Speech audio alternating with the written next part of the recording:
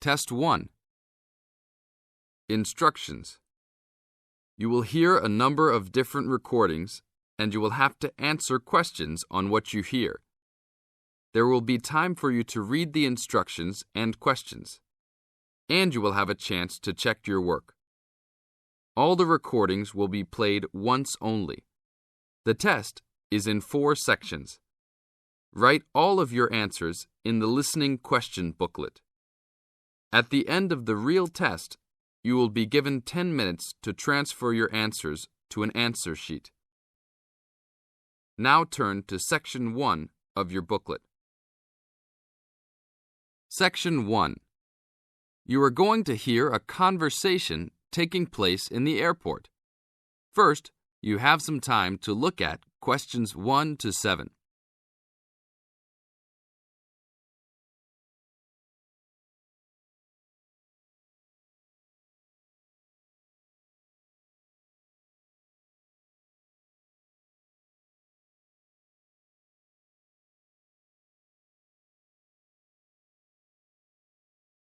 Now listen to the tape and answer the questions. Good afternoon. Welcome to Northwest Airlines. How can I help you today? I'd like to check in for the 2 o'clock flight to Nairobi. Okay. Oh, that flight has been moved back to 2:45. Nothing major, just a weather delay that the plane experienced in Casablanca. May I have your name, please? Sure. It's Jim Harkness. Is that Harkness with 2 S's? Yep. And that's Jim with 1 M. Got it. Oh, I see you're connecting from Beijing. You sure are getting around. Yeah. I'm the director of the Worldwide Fund for Nature in Beijing. I'm going to Nairobi for a conference on conservation planning. Fascinating. Will you have any luggage to check in? Yes. 1 bag, 1 carry-on, and 1 laptop.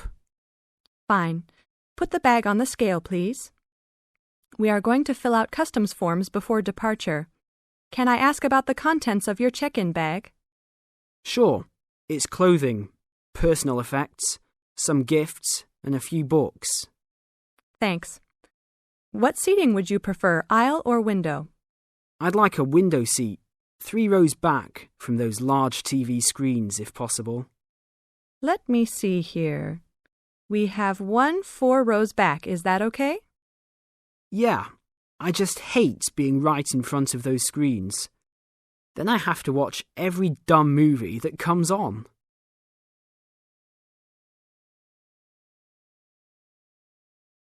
Now look at questions 8 to 10.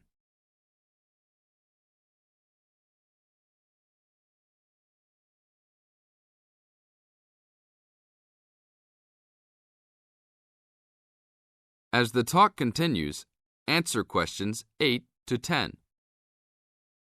I understand. Is that your carry-on? Yes, I bought it in India last year. It sure is a nice bag. Unfortunately, I think it's too big for the overhead storage compartment. Maximum dimensions for carry-on baggage is 16 inches wide by 10 inches high by 21 inches long. Oh, well, it's okay with width and length, but it's 12 inches high. Are you sure that it won't fit? I've squeezed it in before. No, I'm sorry.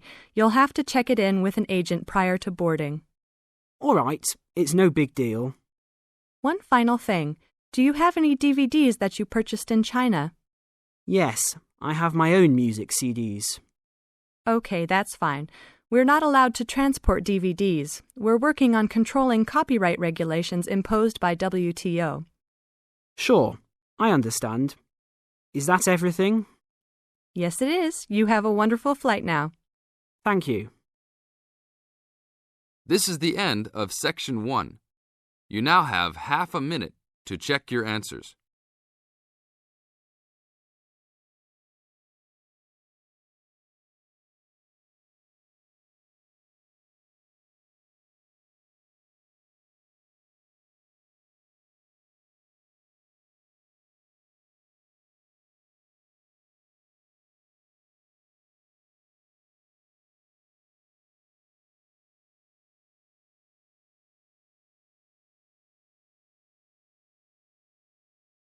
Now turn to Section 2. Section 2. You are going to hear a talk on cultural shock. First, you have some time to look at questions 11 to 16.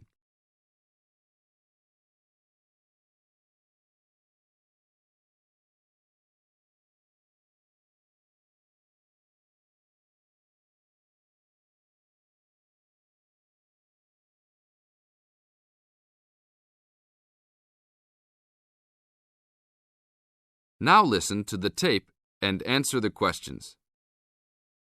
Hi, congratulations on finishing orientation for our study abroad programme. Before you all head off to your respective countries, however, I want to first share with you a little bit about dealing with culture shock. Recent studies in intercultural experience have shown that there are distinct phases of adjustment which virtually everyone who lives abroad goes through. You won't be the exception. The first phase of culture shock includes gaining an awareness of the host culture, preparing for the journey, and farewell activities. You're all experiencing this right now. The second phase begins when you arrive in your new country and ends when the excitement of the early experiences wear off. When you first get there, you will be overwhelmed. Initial impressions convey a sense of monumentality of the experience. You'll love it. During the third phase, you will start taking a more active role in your setting. This will produce frustration because there will be some difficulty in coping with even the most elementary aspects of everyday life. I remember not being able to find a toilet one day because I forgot the word for bathroom. Anyhow, your focus will shift during this phase to the differences between your new host culture and your home cultures.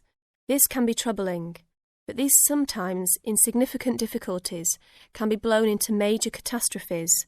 That's why this stage is most often referred to as culture shock.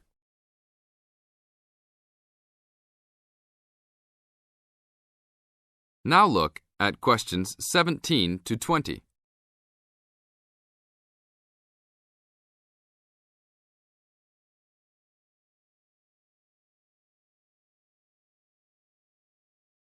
As the talk continues, answer questions 17 to 20. But relax, when this stage is over, you will slip into the gradual adjustment stage. You may not even be aware that this is happening. You will just begin to orient yourself and to interpret subtle cultural clues. The culture will become familiar to you, and you'll start to feel at home. The next phase will be your discovery that you have the ability to function in two cultures with full confidence, and you may even feel completely integrated into your new host culture. In this phase, you will also start to have a sense of shared fate concerning events abroad. The last stage is the re-entry phase when you return home. This can be for some the most painful phase of all. You will be excited about sharing your experiences, but you will realise that you have changed and won't be able to explain how or why.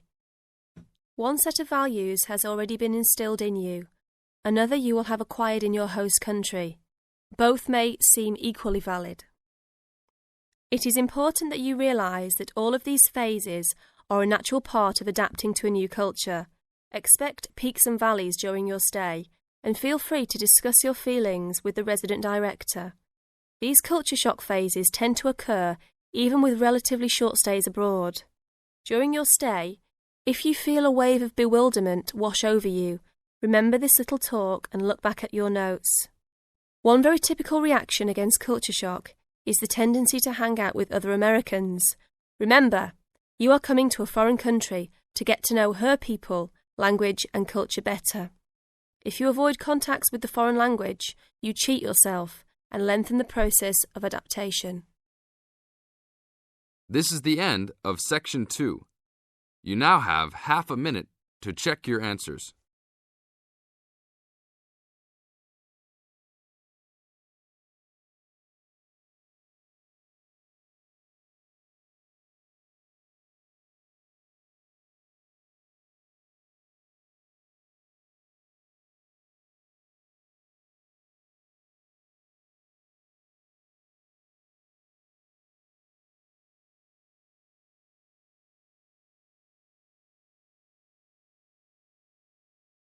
Section 3.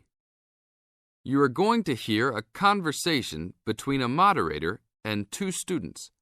First, you have some time to look at questions 21 to 25.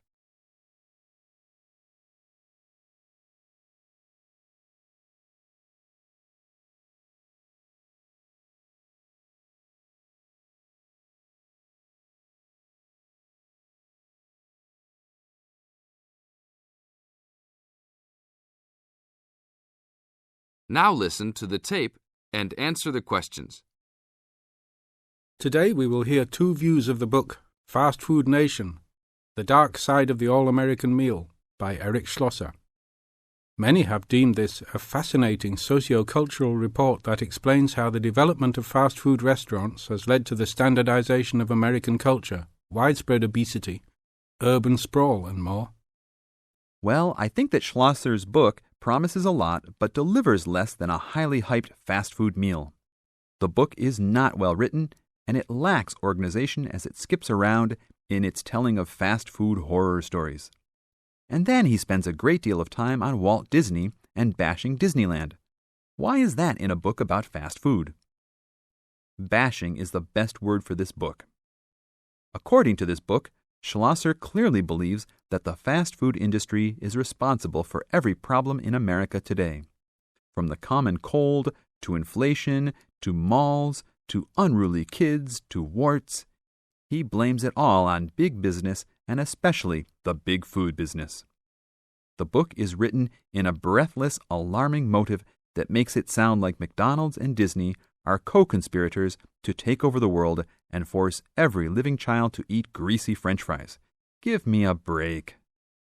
Schlosser is also very biased for the left, praising unions while ripping right-wing values and Republicans. Nixon seems to get special attention. Just having your picture made with him gets sinister prose and makes you a co-conspirator.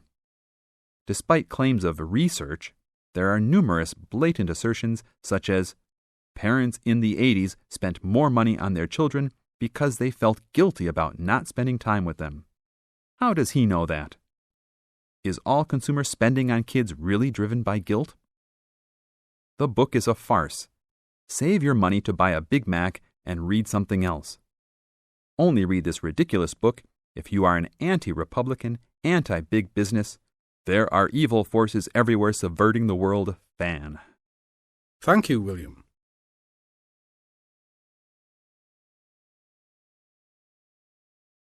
Now look at questions 26 to 30.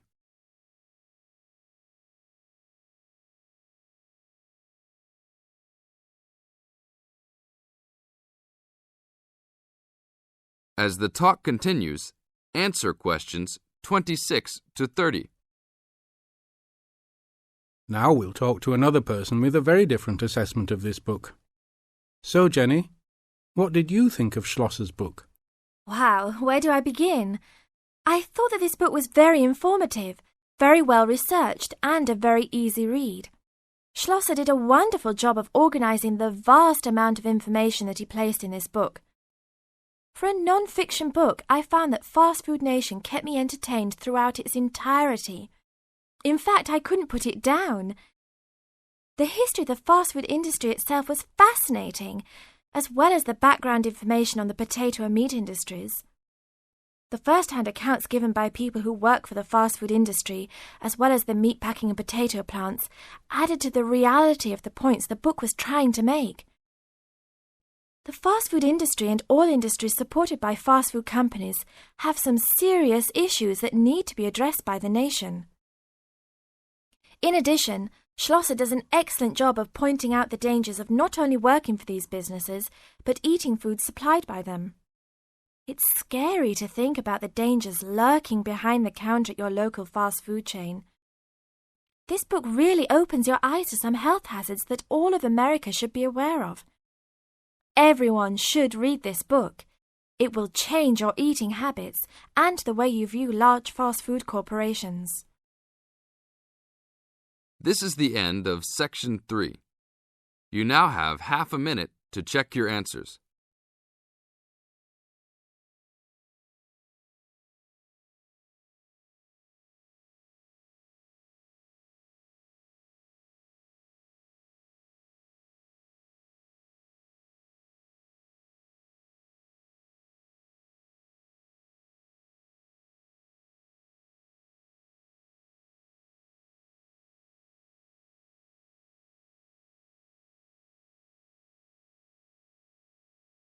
Now turn to Section 4. Section 4. You are going to hear a talk on Anne Bonny, a female pirate. First, you have some time to look at questions 31 to 35.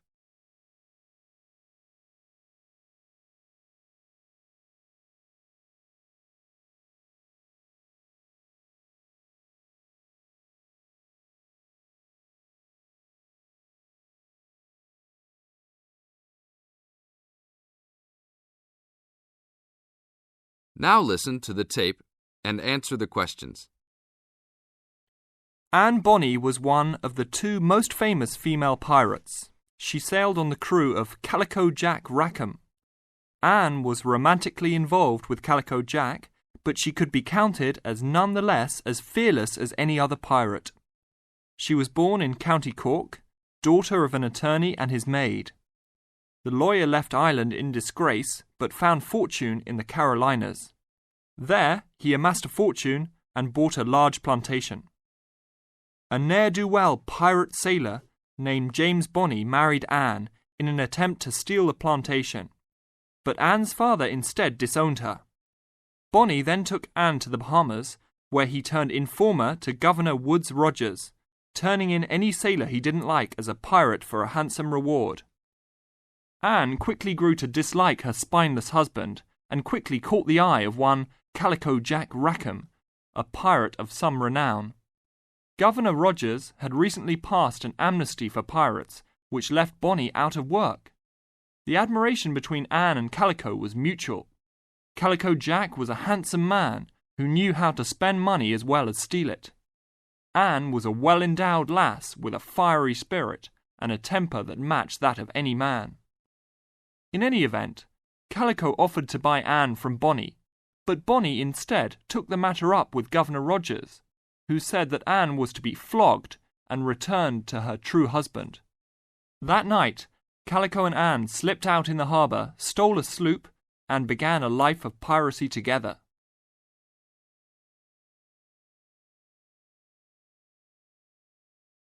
Now look at questions 36 to 40.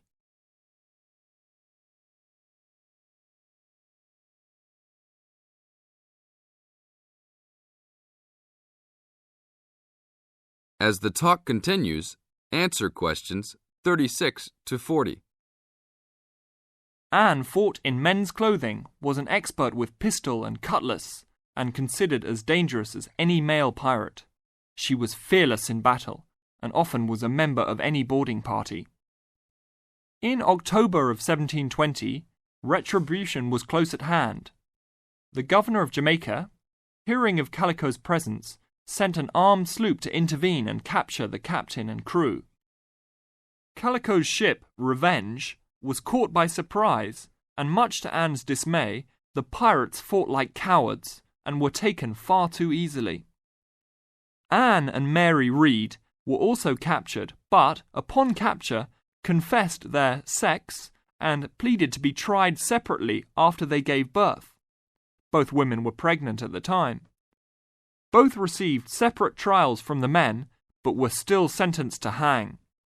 Mary Read escaped the hangman by dying from fever while in jail. Anne, however, received several stays of execution before mysteriously vanishing from official records. It is believed that her father, who had contacts in the island, forgave his daughter for her acts and ransomed her back to the Carolinas, where she assumed a new name and a new life. This is the end of Section 4. You now have half a minute to check your answers.